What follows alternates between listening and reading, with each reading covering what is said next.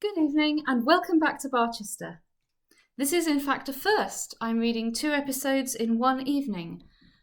But honestly, I thought having good hair was too valuable to waste on waiting for another evening when I could have a chance to read a chapter that I hope will bring some satisfaction to the lonely hearts among our readers.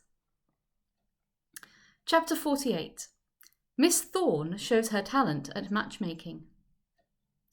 On Mr. Harding's return to Barchester from Plumstead, which was effected by him in due course in company with the Archdeacon, more tidings of a surprising nature met him. He was, during the journey, subjected to such a weight of unanswerable argument, all of which went to prove that it was his bounden duty not to interfere with the paternal government that was so anxious to make him a dean, that when he arrived at the chemist's door in the High Street, he hardly knew which way to turn himself in the matter. But perplexed as he was doomed to further perplexity. He found a note there from his daughter begging him most urgently to come to her immediately. But we must go a little back in our story. Miss Thorne had not been slow to hear the rumours respecting Mr. Arabin, which had so much disturbed the happiness of Mrs. Grantley. And she also was unhappy to think that her parish clergyman should be accused of worshipping a strange goddess. She also was of opinion that rectors and vicars should all be married, and with that good-natured energy which was characteristic of her, she put her wits to work to finding a fitting match for Mr. Arabin. Mrs. Grantley in this difficulty could think of no better remedy than a lecture from the Archdeacon.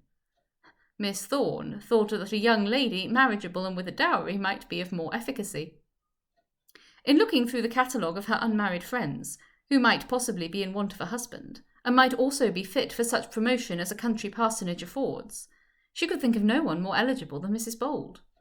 And consequently, losing no time, she went into Barchester on the day of Mr. Slope's discomfiture, the same day that her brother had had his interesting interview with the last of the Neros, and invited Mrs. Bold to bring her nurse and baby to Ullathorne and make them a protracted visit.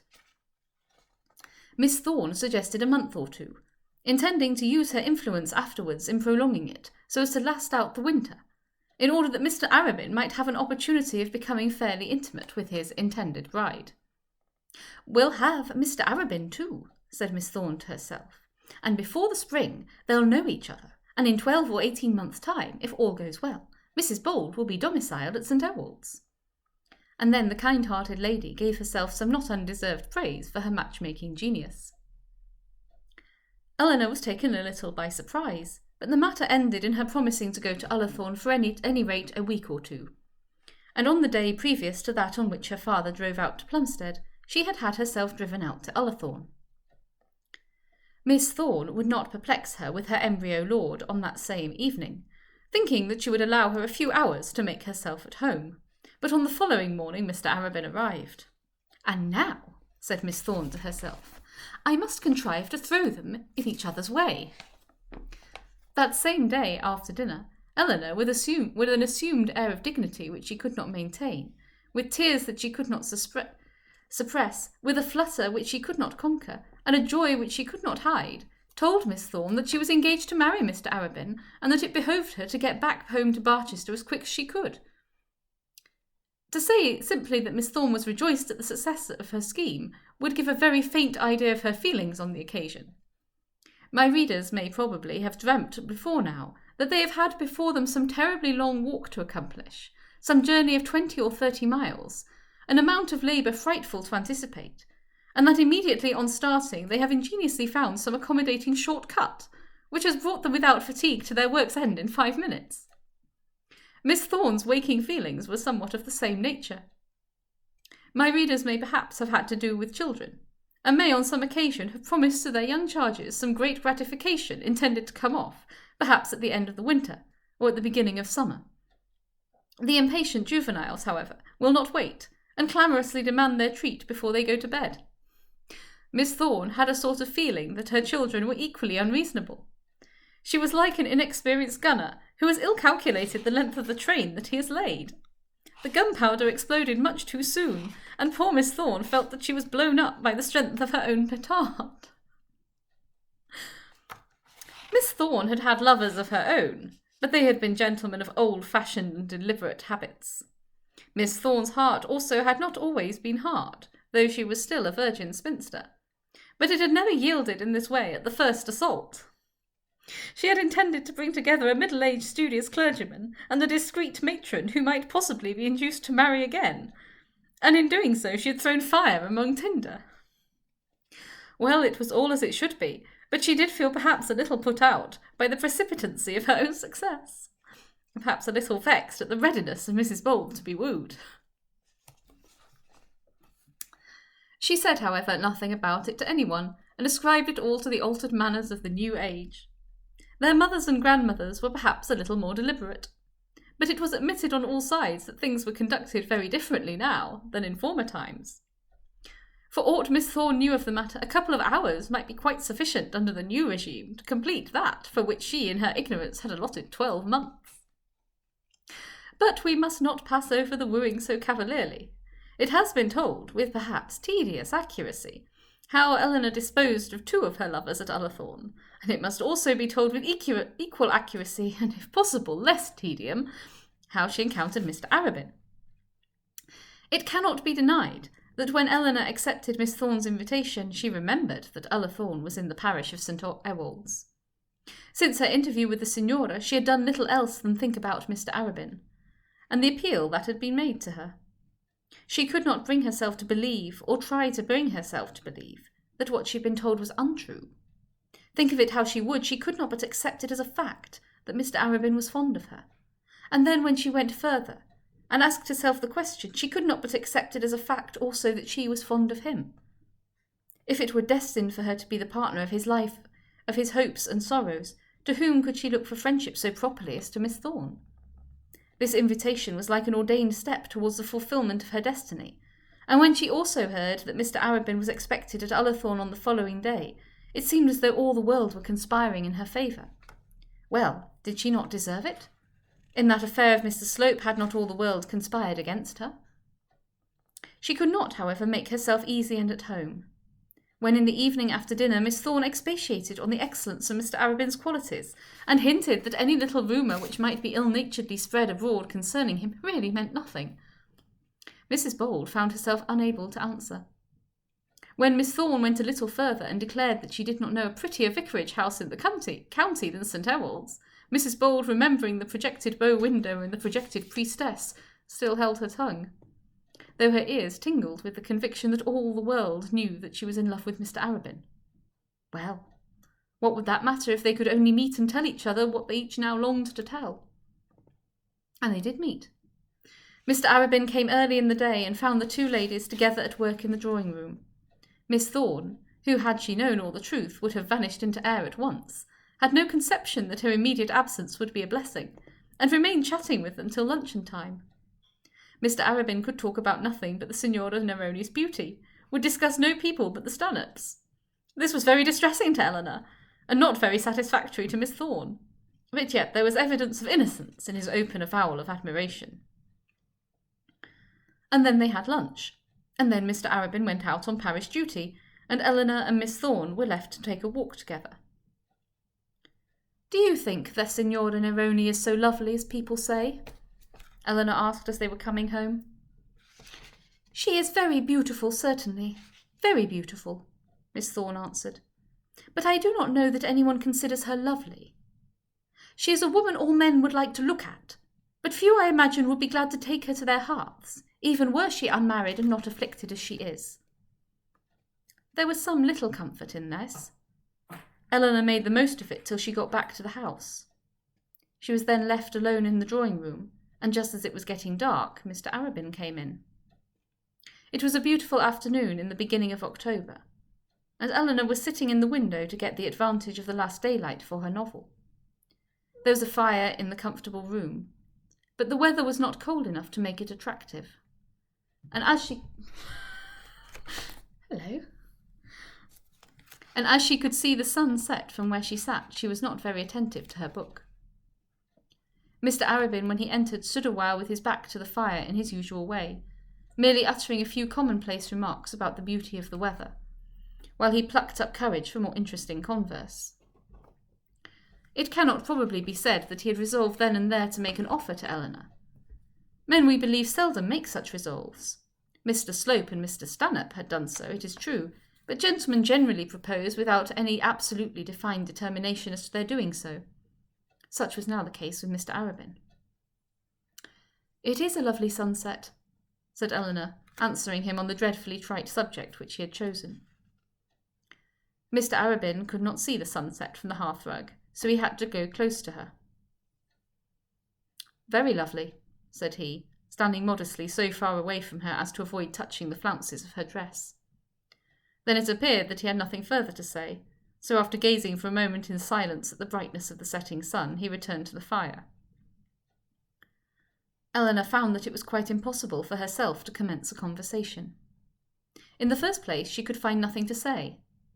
Words, which were generally plenty enough with her, would not come to her relief, and moreover, do what she would, she could hardly prevent herself from crying. "Do you like Ullathorne?"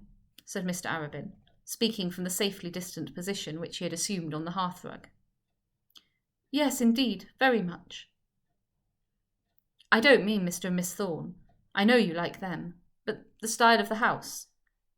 There is something about old-fashioned mansions, built as this is, and old-fashioned gardens, that to me is especially delightful." "I like everything old-fashioned," said Eleanor. "Old-fashioned things are so much the honestest." "I don't know about that," said Mr. Arabin, gently laughing. "That is an opinion on which very much may be said on either side. It is strange how widely the world is divided on a subject which so nearly concerns us all, and which is so close beneath our eyes. Some think that we are quickly progressing towards perfection, while others imagine that virtue is disappearing from the earth." "And you, Mr. Arabin, what do you think?" said Eleanor. She felt somewhat surprised at the tone which his conversation was taking, and yet she was relieved at his saying something which enabled herself to speak without showing her own emotion. "What do I think, Mrs. Bold?" And then he rumbled his money with his hands in his trousers pockets, and looked and spoke very little like a thriving lover. "It is the bane of my life that on important subjects I acquire no fixed opinion. I think and go on thinking, and yet my thoughts are running over in different directions. I hardly know whether or no we do lean more confidently than our fathers did on these high hopes to which we profess to aspire." "I think the world grows more worldly every day," said Eleanor. "That is because you see more of it than when you were younger. But we should hardly judge by what we see. We see so very little."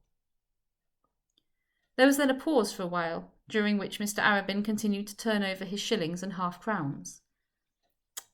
"If we believe in Scripture, we can hardly think that mankind in general will now be allowed to retrograde." Eleanor, whose mind was certainly engaged otherwise than on the general state of mankind, made no answer to this. She felt thoroughly dissatisfied with herself. She could not force her thoughts away from the topic on which the Signora had spoken to her in so strange a way, and yet she knew that she could not converse with Mr. Arabin in an unrestrained natural tone till she did so. She was most anxious not to show to him any special emotion, and yet she felt that if he looked at her he would at once see that she was not at ease. But he did not look at her. Instead of doing so, he left the fireplace and began walking up and down the room. Eleanor took up her book resolutely, but she could not read, for there was a tear in her eye, and do what she would, it fell on her cheek. When Mr. Arabin's back was turned to her, she wiped it away, but another was soon coursing down her face in its place. They would come, not a deluge of tears that would have betrayed her at once, but one by one, single monitors. Mr. Arabin did not observe her closely, and they passed unseen. Mr. Arabin, thus pacing up and down the room, took 4 or 5 turns before he spoke another word, and Eleanor sat equally silent with her face bent over her book. She was afraid that her tears would get the better of her, and was preparing for an escape from the room when Mr. Arabin in his walk stood opposite to her. He did not come close up, but stood exactly on the spot to which his course brought him, and then with his hands under his coat tails thus made his confession. "Mrs. Bold," said he, "I owe you retribution for a great offence of which I have been guilty towards you." Eleanor's heart beat so that she could not trust herself to say that he had never been guilty of any offence. So Mr. Arabin thus went on. I have thought much of it since, and I am now aware that I was wholly unwarranted in putting to you a question which I once asked you. It was indelicate on my part, and perhaps unmanly. No intimacy which may exist between myself and your connection, Dr. Grantley, could justify it, nor could the acquaintance which existed between ourselves. This word acquaintance struck cold on Eleanor's heart. Was this to be her doom, after all? I therefore think it right to beg your pardon in a humble spirit, and I now do so. What was Eleanor to say to him? She could not say much because she was crying, and yet she must say something. She was most anxious to say that something graciously, kindly, and yet not in such a manner as to betray herself. She had never felt herself so much at a loss for words. Indeed, I took no offence, Mr. Arabin. Oh, but you did. And had you not done so, you would not have been yourself. You were as right to be offended as I was wrong so to offend you. I have not forgiven myself, but I hope to hear that you forgive me.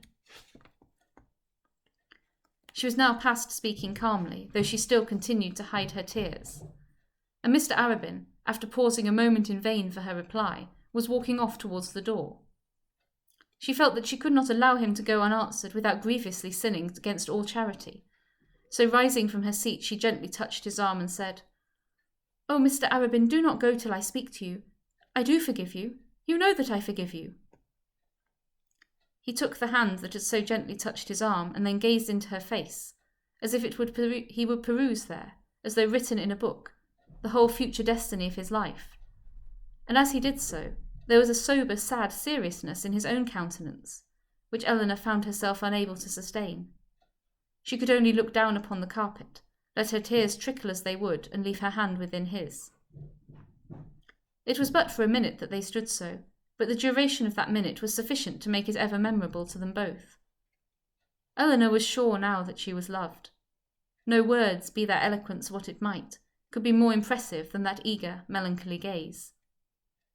Why did he look so into her eyes? Why did he not speak to her? Could it be that he looked for her to make the first sign? And he, though he knew but little of women, even he knew that he was loved. He had only to ask, and it would be all his own, that inexpressible loveliness, those ever-speaking but yet now mute eyes, that feminine brightness and eager loving spirit which had so attracted him since first he had encountered it at St. Ewolds.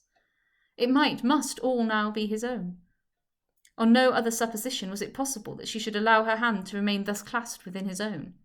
He had only to ask. But that was the difficulty.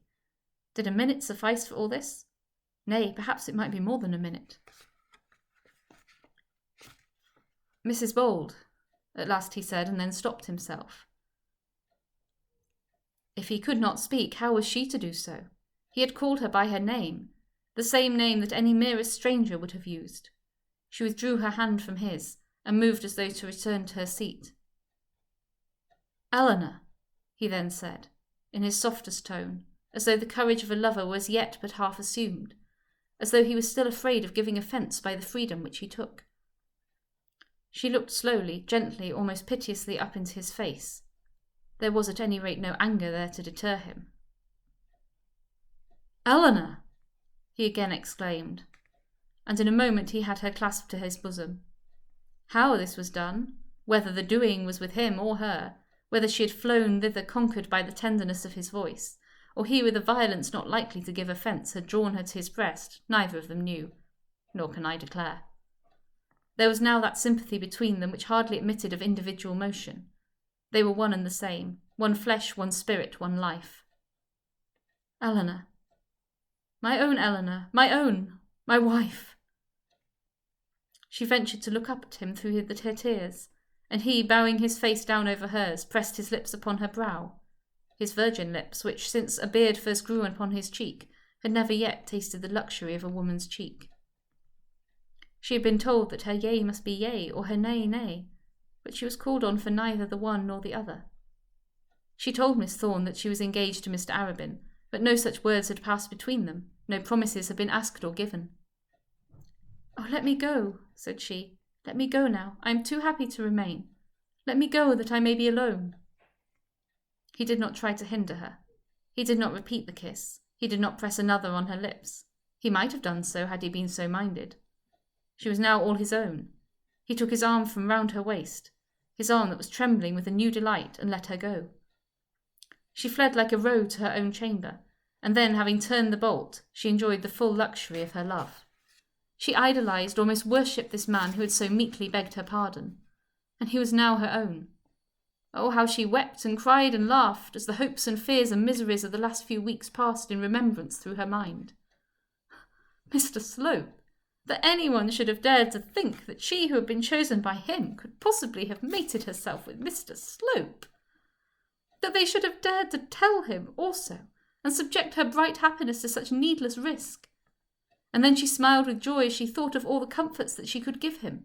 Not that he cared for comforts, but that it would be delicious for her to give. She got up and rang for her maid that she might tell her little boy of his new father, and in her own way she did tell him. She desired her maid to leave her, in order that she might be alone with her child, and then, while he lay sprawling on the bed, she poured forth the praises, all unmeaning to him, of the man she had selected to guard his infancy. She could not be happy, however, till she had made Mr. Arabin take the child to himself, and thus, as it were, adopt him as his own. The moment the idea struck her, she took the baby up in her arms, and opening the door, ran quickly down to the drawing-room. She at once found, by his step still pacing on the floor, that he was there, and a glance within the room told her that he was alone. She hesitated a moment, and then hurried in with her precious charge. Mr. Arabin met her in the middle of the room. "There," said she, breathless with her haste. "There, take him. Take him and love him."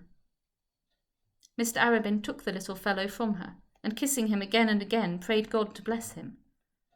"He shall be all as my own, all as my own," said he. Eleanor, as she stooped to take back her child, kissed the hand that held him, and then rushed back with her treasure to her chamber. It was thus that Mr. Harding's younger daughter was won for the second time. At dinner, neither she nor Mr. Arabin were very bright, but their silence occasioned no remark. In the drawing-room, as we have before said, she told Miss Thorne what had occurred. The next morning she returned to Barchester, and Mr. Arabin went over with his budget of news to the Archdeacon. As Dr. Grantley was not there, he could only satisfy himself by telling Mrs. Grantley how that he intended himself the honour of becoming her brother-in-law. In the ecstasy of her joy at hearing such tidings, Mrs. Grantley vouchsafed him a warmer welcome than any had yet received from Eleanor. "Good heavens!" she exclaimed. It was the general exclamation of the rectory. "Poor Eleanor! Dear Eleanor! What a monstrous injustice has been done to her! Well, it shall all be made up now." And then she thought of the signora. "What lies people tell!" she said to herself. But people in this matter had told no lies at all.